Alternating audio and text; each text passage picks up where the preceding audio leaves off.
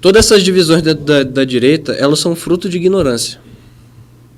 Porque as pessoas não são responsáveis só por aquilo, até onde a consciência delas alcança.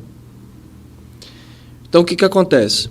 Quando você pega um sujeito como Olavo de Carvalho, que tem uma consciência, assim, avassaladora, e certamente ocupa, digamos assim, simbolicamente, né, o trono disso que nós chamamos de direita, porque eu penso na direita, eu falei isso lá numa live pro Alan Frutuoso, eu penso na direita não como um espectro de crenças políticas, mas assim, um espectro de reações interligado intimamente com um conjunto de situações temporais.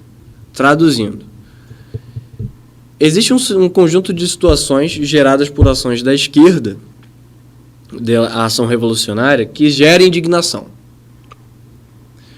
E aí você vai na clave do Nelson Rodrigues, né? Sou reacionário, minha reação é contra tudo aquilo que não presta, a gente vai lá e reage contra tudo isso. Mas umas pessoas vão dizer que a reação tem que se dar da maneira X, outros vão dizer da maneira Y, outros vão dizer que a raiz do problema está numa coisa, outros vão dizer que a raiz do problema está em outra. Outros vão dizer que a raiz do problema está em outra. Evidentemente, quem tem a visão mais ampla disso tudo aí é o Olavo de Carvalho. Isso é óbvio. Isso nem discuto isso. Não dá para discutir isso. Isso é óbvio, isso é um dado da realidade. Tá? Quando o sujeito tem 9 livros sobre o assunto, tem não sei quantas mil páginas de apostila, throat speak, de horas assim, até teu filho fazer uns 5 anos, do dia que ele nasceu até ele fazer 5 anos, tu tem throat speak para tu ouvir aí. Tá entendendo? O Instituto Borborema é um fruto direto do trabalho do Olavo de Carvalho. Então, assim, tá? Você pode odiar o Olavo, você pode espernear, você pode, como diz a Paula Mareza, fazer morteiro com seu bumbum de raiva por causa do Olavo de Carvalho, mas você não pode negar a proeminência do homem, né, do ponto de vista temporal e do ponto de vista do mérito em denunciar todas as coisas que nós combatemos. Mas aí o que acontece? Aí a direita ela acaba virando uma pirâmide, né? Aqui na base, você vai ter naturalmente as pessoas que enxergam menos longe. Então, por isso que ela vai ser mais larguinha, porque a tendência é que as pessoas peguem aquilo que é mais popular. Então, é natural que Nando Moura tenha 3.300.000 pessoas no canal do YouTube dele e, sei lá, Brasileirinhos tenha 100 mil, que é óbvio que os caras do Brasileirinhos têm um grau de consciência e uma visão da realidade muito mais robusta, muito mais coerente com a realidade do que o Nando Moura. Isso é óbvio. Isso é óbvio, tá? Não vou discutir também, tá? Aqueles dois ali estudam muito, eles fazem aquele negócio, parece que é piada, faz meme e tal, mas aqueles caras estudam muito, pô. O Gatão, que fez aquele negócio ali, Não Tenhas Medo, gente, vocês já viram o Não Tenhas Medo todo? Aquele é genial, cara. É um trabalho artístico de um primor, assim, magnífico, admirável. O cara fazer aquilo ali, o cara tem que ser senso estético, o cara tem que conhecer a realidade. Pô, e ele fez uma coisa que só quem acompanha um pouco mais assim a história da nossa literatura, da nossa arte, consegue captar. O cara reinventou a crônica oral no Brasil, pô. O cara tá reinventando. Aquilo ali é uma série de crônicas orais, assim, memoráveis, assim. Aquilo ali é uma obra de arte. E eu não estou fazendo hipérbole, aquilo é uma obra de arte. Tá? Então, assim, mas aquilo ali requer, ainda que seja brincadeira, seja legal, divertido, a densidade daquilo faz com que o Brasileirinho não esteja na base, eles vêm para cá, vêm mais para cima. Mas aí o que acontece? Quem ignora, ou seja, quem não conhece, quem não alcança a densidade do trabalho do Brasileirinhos, naturalmente que não vai conferir ao Brasileirinhos uma determinada autoridade. Porque a gente só confere autoridade, pessoal, na maioria das vezes, quando a gente não tem humildade, aquela pessoa que enxerga tudo exatamente como a gente enxerga. Mas se uma pessoa enxerga tudo como você enxerga, por que você vai dar autoridade para ela? Geralmente a gente tem que dar autoridade numa pessoa que a gente confia, tipo, eu não vejo as coisas como esse cara vê. Então, assim, quando ele disser uma coisa e eu pensar ao contrário dele, eu vou pensar mais 10 vezes, 1000 vezes antes de eu discordar do cara. Isso é humildade, porra. Só que o ignorante, na maioria das vezes, ele é teimoso. E aí ele só confere autoridade a quem vê as coisas como ele. Porque, na verdade, ele não quer autoridade. Ele quer um respaldozinho do que ele vê, para ele poder se sentir mais confortável na pequenez dele e, portanto, para que ele não se sinta menosprezado ou irresponsável.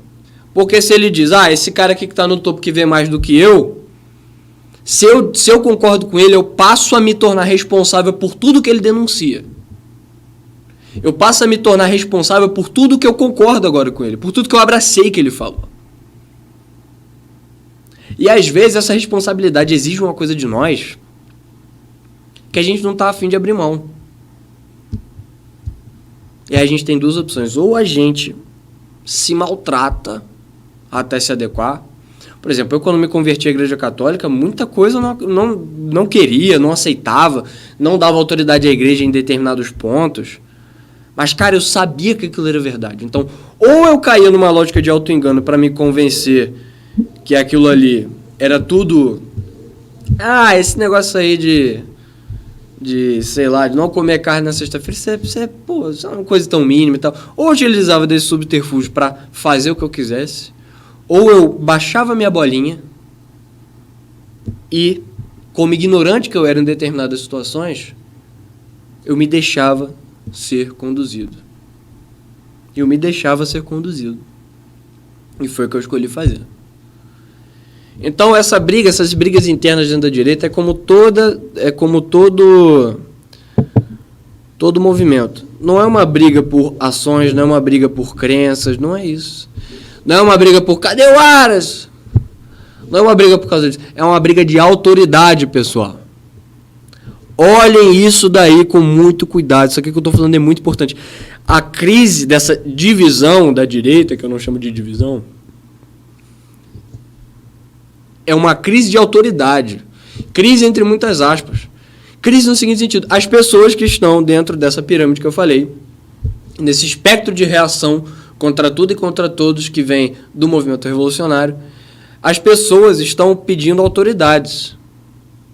E toda a divisão é o seguinte, não, eu não confio mais na autoridade do fulano, a autoridade disso aqui sou eu. Eu não confio mais na autoridade do ciclano, a autoridade disso aqui sou eu. Então é normal que esses grupos que vão se formando são grupos que reconhecem a autoridade. Pô, tem gente que confere autoridade ao Carlos Andreasa, cara. Tu tá entendendo? Tem gente que confere autoridade ao Luciano Ayan. Agora, baseado em quê? Qual o mérito desses caras? Nenhum. Quando você compara no todo, você vê que não tem nenhum. Vocês estão entendendo? Agora, por que o cara confere autoridade a esses caras? Porque ele é um ignorante. Porque ele só consegue ver até onde essas consciênciazinhas anãs vêm. Aí, para ele se sentir legalzão, para ele se sentir bonitão, na hora que ele é confrontado com alguma coisa do olavismo cultural, o que ele diz? Isso aí é uma seita. Isso aí é esse velho louco, não sei o quê. Isso aí é só pro cara não se sentir responsável. Que, cara, compara um conjunto de coisas que o Luciano Ayan diz. Compara um conjunto de coisas que o Olavo de Carvalho diz. Se você concorda com o Luciano Ayan, não vou nem usar o Luciano Ayan, vou usar o Leandro Carnal. Cara, pega alguma coisa do que o Leandro Carnal fala e mede o teu grau de responsabilidade diante daquilo ali. Não é nada. Se você bater palma, você já cumpriu com o seu papel diante do Leandro Carnal. Agora, com o Olavo de Carvalho, não. Quando você concorda com o Olavo, cara, é muito difícil. Quando o Olavo... Aquele vídeo que eu recomendo para todo mundo, O Problema dos Brasileiros. Procurei, O Problema dos Brasileiros. É um vídeo de 17 minutos. Cara, vê aquele negócio ali. Você vai se sentir afetado. Você vai sentir que você tem responsabilidade diante daquilo. E você vai ver que dói. Você vai pensar, pô, caraca. É verdade, pô. Eu tenho que mudar isso.